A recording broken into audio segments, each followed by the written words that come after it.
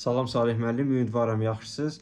Mən Bağırov Yunsur. Bugün Adolescence filmini cinayət prosessual məcəlləsi baxımından təhlil etməyə çalışacağım. Əvvəlcə onu bildirmək istərdim ki, filmin faktlarına əsasən insan meyidi aşkar olunmuşdu və insan meyidi tapıldığı üçün çox güman ki, Azərbaycan Respublikası Cinayət Prosessual Məcəlləsinin 209.2.1-ci maddəsinə əsasən cinayət işi fakt üzrə dərhal başlamalıdır. Cinayət işi dərhal başladığından, yəni cinayət işi artıq başladığından müstəntiq bütün prosessual məcburiyyət və qəti imkan tədbirlərini öz səlahiyyətləri çərçivəsində həyata keçirməkdə haqqıdır.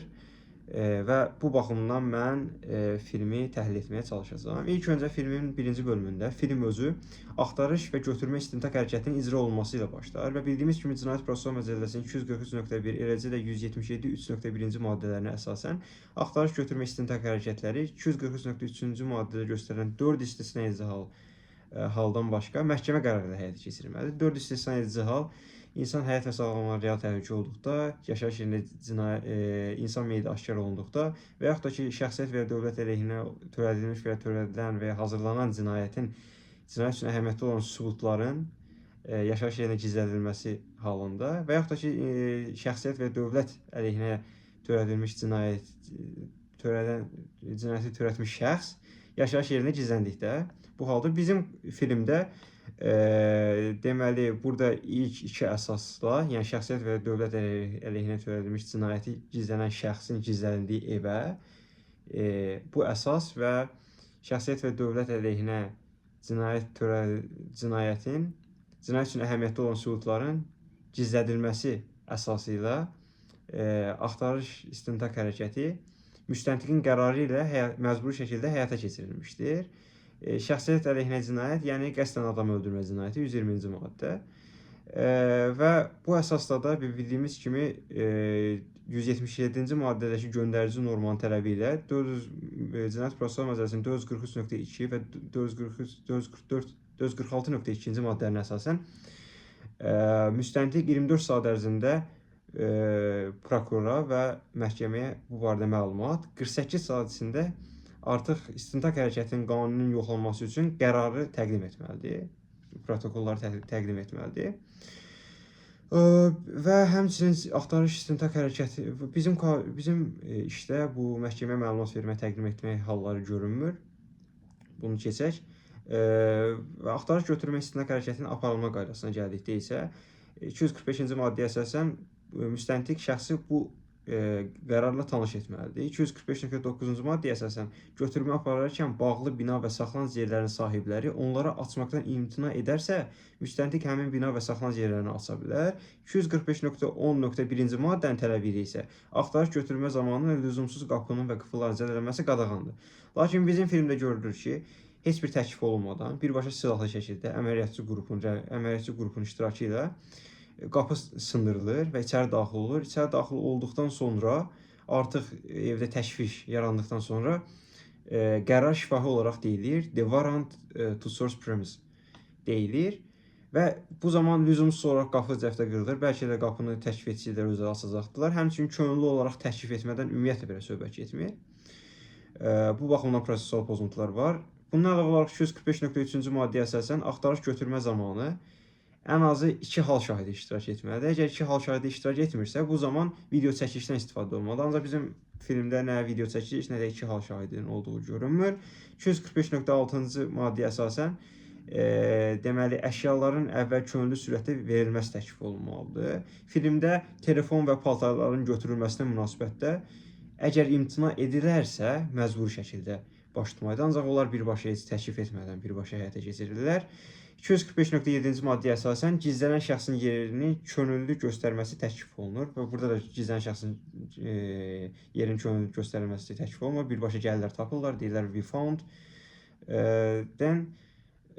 Filmdə heç bir təklif etməmişdir. Bəli, 245.7-ci maddəyə əsasən axtarış götürmə protokolu tərtib olmalıdır. Lakin və bütün iştirakçılara təqdim olmalı, imzalanmalı, qeydlər üçün imkan yaradılmalı və s. Filmdə protokol tərtibi ilə bağlı prosessual tələblər pozulur. Amma dəymiş zərərin, həmin o lüzumsuz dəymiş zərərin kompensasiya edilməsi üçün müvafiq form verilir və form doldurularsa həmin kompensasiyanın ödəniləcəyi yəqindir. Bu müsbət haldır.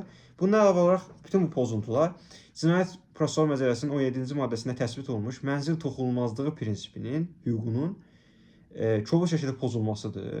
Bundan əlavə olaraq filmdə axtarış götürmə istintaq hərəkəti qeyri-mütənasib rəftar şəklində keçirilməsi görünür, müşahidə olunur.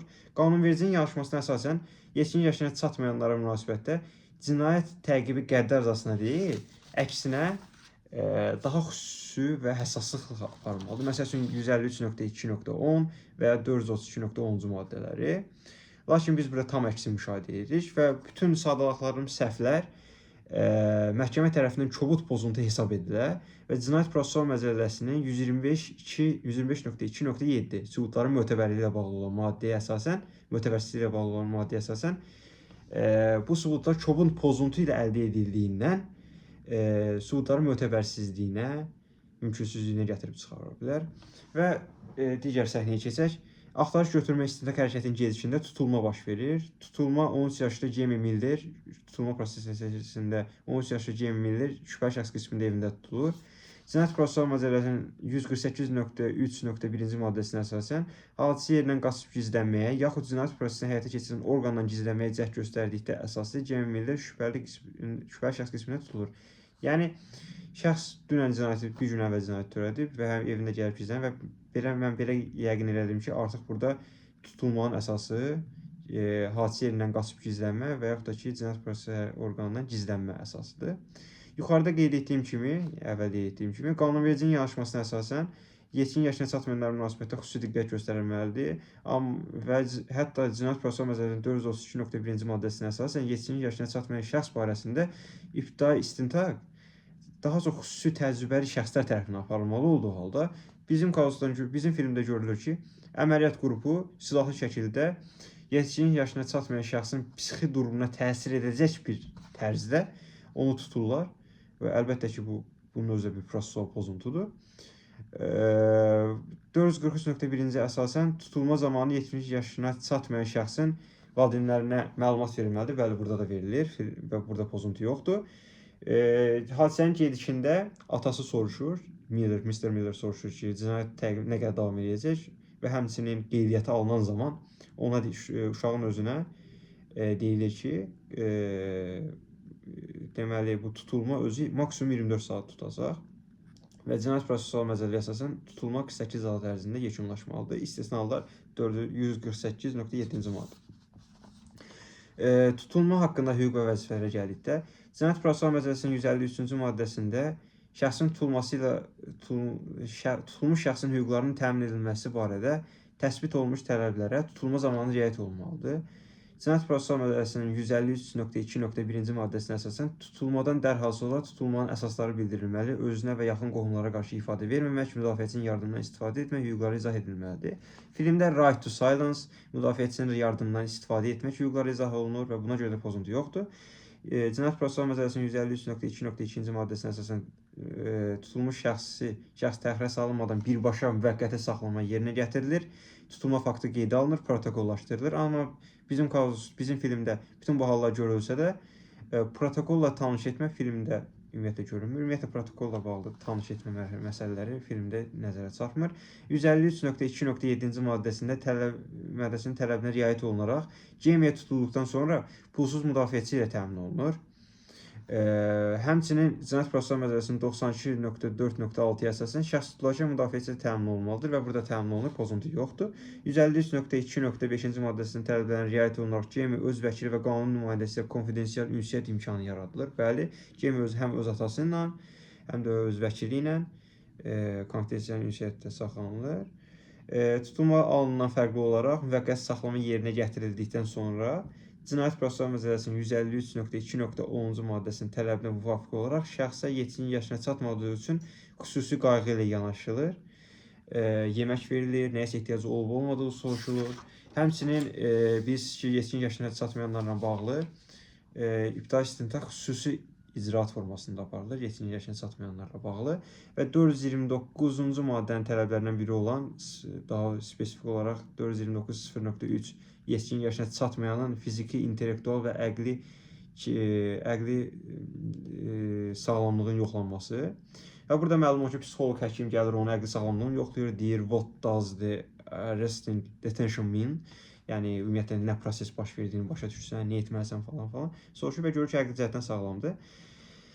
Bundan başqa olaraq bir məsələyə toxunmaq istəyirdim. Azərbaycan Respublikası Cinayət Prosessual Məcəlləsinin 100.2.2-ci maddəsinə əsasən şəxs 14 yaşına çatmadığı üçün 13 yaş olduğuna görə fəaliyyət qabiliyyəti olmayan şəxs hesab olunur və buna müvafiq olaraq Cinayət Prosessual Məcəlləsinin 100.7-ci maddəsinin tələbi ilə onun hüquqları şəxsiyyətin ayrılmaz hüquqları istisna olmaqla onun qanun nümayəndəsi tərəfindən həyata keçirilməlidir. Bizim kazusda qanun nümayəndə və qanunvericinin yazdığına görə ilk olaraq qanun nümayəndə kimi onun valideynləri və digər şəxslər, əgər mümkün olmazsa himayəçi orqanın nümayəndəliyi təsbit olunur. Nümayəndələr vasitəsilə bu qanun nümayəndəliyi həyata keçirilməlidir və bu alternativ üsuldur. Ancaq bizim kazusda görülür ki, şəxs tutulduğu andan sonra ailəsindən ayrılır və maşında atası yox, himayəçi orqan nümayəndələri görünür və bu zaman əslində birinci olaraq atasına təklif olunmalıdır. Atası gəlib uşağın yanında otursun. Həmçinin bu hüquqların icrası məsələsində uşaq fəaliyyət qabiliyyətsizdir. Amma uşağın özündən birbaşa soruşulur ki, müdafiəçi istəyirsənmi, istəmirsənmi? Yəni hüquqların icrasından bağlı məsələlərə atası məşğul olmalıdır. Yəni uşağın özündən, 13 yaşında uşağın özündən fəaliyyət qabiliyyətsiz olan uşağın özündən belə bir şey soruşulması, hüquqların icrasının istənilməsi düzgün deyil, prosessual pozuntudur. Şəxs yetkinlik yaşına çatmadığı üçün Cinayət Prosessual Məcəlləsinin 92.12-ci maddədə məcburi hallar göstərilib. 92.3.5 yetkinlik yaşına çatmayan şəxs tələbi ilə birbaşa təklif olmadan müdafiəçi ilə təmin olunur. Lakin filmdə görünür ki, birbaşa təmin olunmur, təklif olunur, razılıq verir, daha sonra ancaq birbaşa təmin olunmalıdır və təklif olunsa belə özünə yox, atasına verməlidir. Həmçinin Cinayət Prosessual Məcəlləsinin 19-cu maddəsində qeyd olunan hüquqi yardım almaq və müdafiə hüququ prinsipi təmin olunur. O pulsuz hüquqi yardım alır, hüquqlarla tanış edilir, həmçinin müdafiə taktikasını müəyyən etmək üçün imkan yaradılır, no comment deməklə. Bundan sonra müdafiəçi münasibəti müdafiəçi gəlir, müdafiəçi ittiham mahiyyəti bilmə hüququndan istifadə edir, 92.9.1. Həmçinin 92.9.3-cü maddəsindəki hüquqdan istifadə edərək İstintaq hərəkətində dindirmədə iştirak edir, müstəntiq öz vəzifələrini və hüquqlarını tam şəkildə həyata keçirir, heç bir problem görünmür. Şübhəli şəxs olan Cemiyə münasibətdə Cemi baxışa və şəxsi axtarışa məruz qalır. Bildiyimiz kimi tutulmuş şübhəli şəxs 90.11-ci maddə, 11.2-ci maddənin tələbi ilə məruz qala bilər. Bu onun vəzifəsidir və qanunidir. 90.11.3-ə uyğun olaraq həkim müayinəsinə cəlb olunur, barmaq izləri götürülür, şəkil çəkilir, qan nümunəsi götürülür. Tamam, bunlar hamısı qanunidir. Hüquq deyil, etiraz edə bilməz. 90.11.4-cü maddəsinə uyğun olaraq şəxsi müayinəyə məruz qalır. 238.1-ci maddəsinə əsasən müstəntiq şəxsi müayinə apara bilər. Şəxsi müayinə, yəni ekspertiza tələb olunmayan hallar və burada pozuntu yoxdur. Və həmçinin hətta 238-ci maddənin tələbləri ödənilərək əlavə olaraq müdafiəçi və həkimin iştirakı da təmin olunmuşdur həmin prosesdə. 259.259-cu maddəyə əsasən isə telefon vasitəsilə ötürülən məlumatlara 259-cu maddənin tələbləri ilə məhkəmə qərarı ilə baxıla bilər.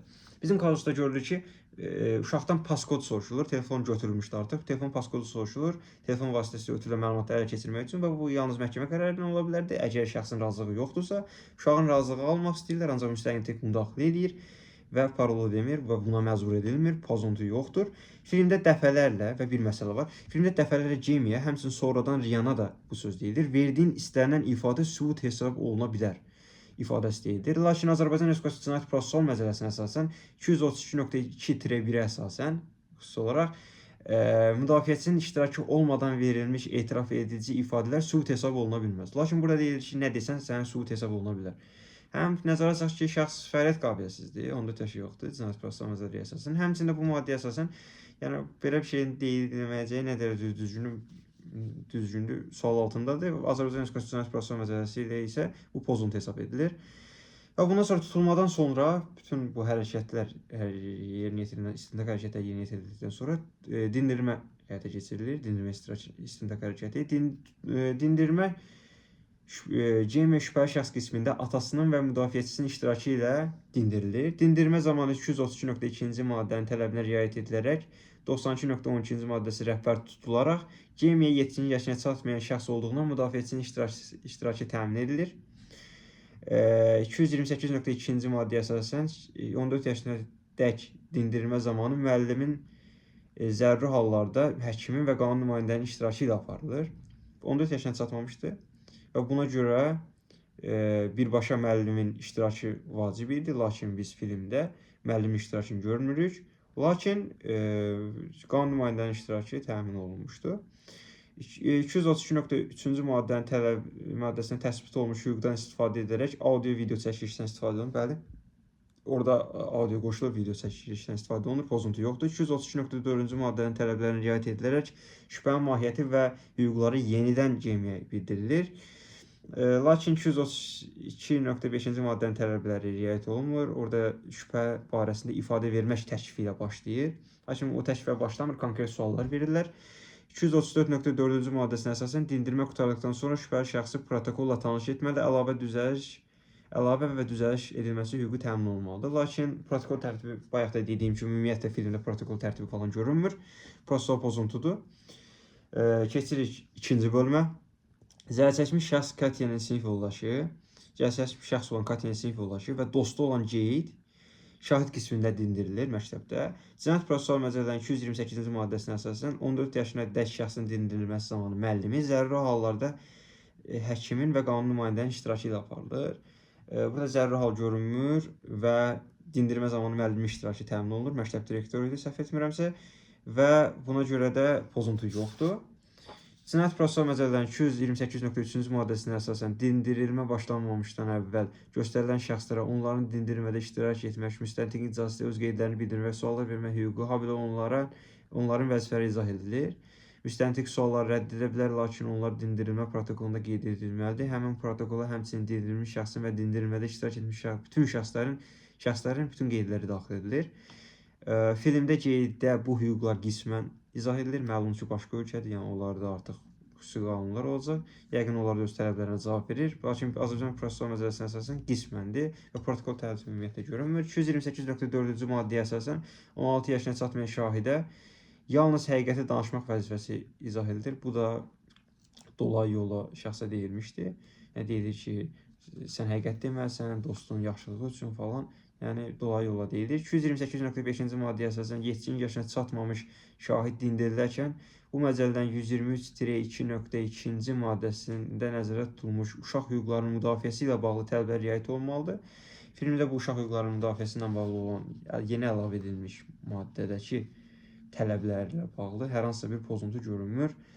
Daha sonra Riyanın şübhəli şəxs qismində dindirilməsi. Riyan hansı ki, Riyan şübhəli şəxsin dostu idi, sinif yoldaşı idi. Riyanın dindirilməsi.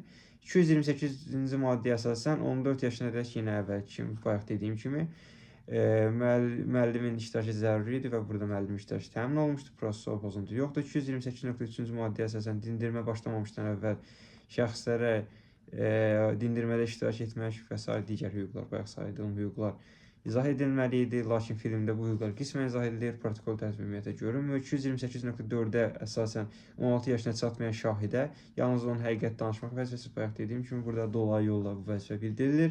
228.5-ci maddəsinə əsasən yetkin yaşına çatmamış şahid dindirilərkən bu məcəllənin 123-2.1-ci maddəsində nəzərdə tutulmuş uşaq hüquqlarının müdafiəsi və təbliğ riayət olunmalıdır. Burada ilkin dindirilmədə riayət olunur, lakin daha sonra müstəntiq, yəni detektiv, inspektor bizim filmdə Riyan qolu, qaçaraq Riyan qolundan tutaraq onu ifadə verməyə məcbur edir. Və bizim prosessual məcəlləyə əsasən bu prinsip pozuntusudur. Bu